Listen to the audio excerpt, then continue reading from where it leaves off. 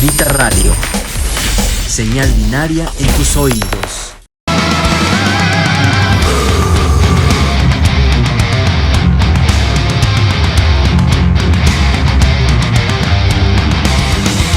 Radio, ¿cómo están? Es un honor, ¿verdad?, estar aquí sentado junto a uno de los exponentes más importantes del black metal británico, Danny Field de Cradle Field. Danny, how are you? Yeah, I'm good. Welcome to Mexico. Thank you. So, the first question I want to ask you, because yesterday I was watching your Instagram. You were at the church, you were at the cathedral, taking some pictures. So, what was your experience in Monterrey? Hot. It's been hot. We had a really nice time, actually. Yeah, we did a bit of sightseeing yesterday. Had food at the hotel. Came down here, did a lengthy sound check. Went back, caught up with our jet lag. Flooded the bathroom. I'm blaspheming. Pardon? I'm blaspheming. Blaspheming. Yeah, something like that, yes.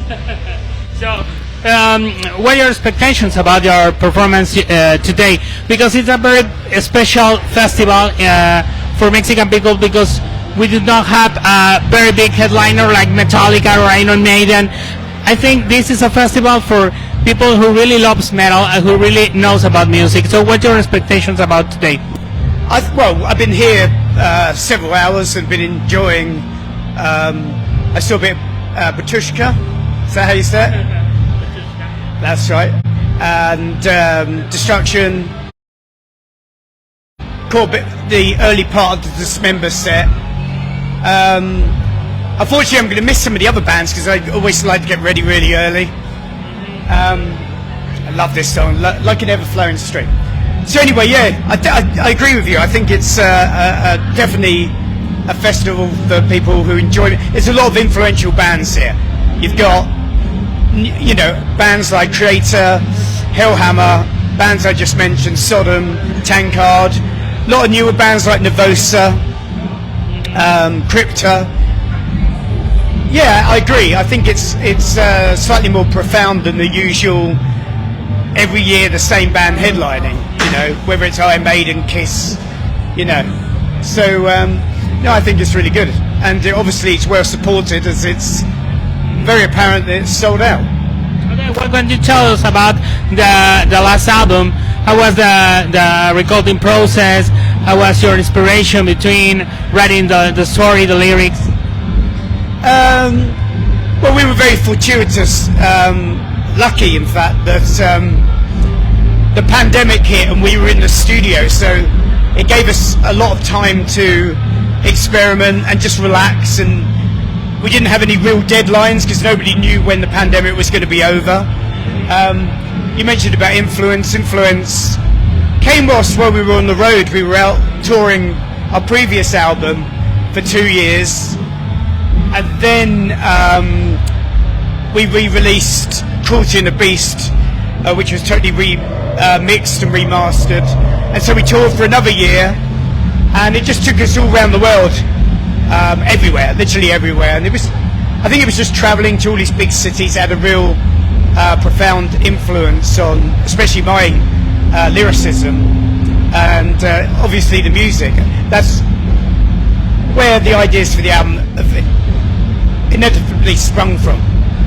Besides the music, when we think in Cradle Field, we always think in the art, we always think in the merchandise, because you have a very big curator for art and for merchandise.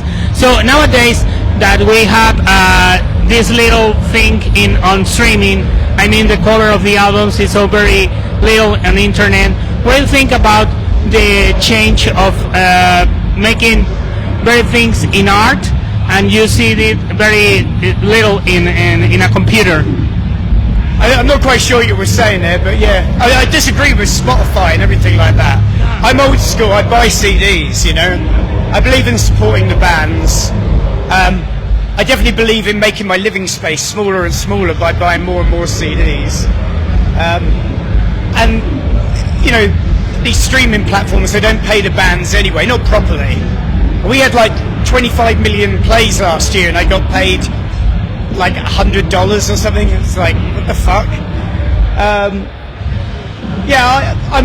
I love the artistry of vinyl, and I like seeing what the bands attempted to create in accordance with their music and lyricism. So I like having the physical product. It's a part of the art process. That's what I grew up with, and I guess that's what I've stuck with.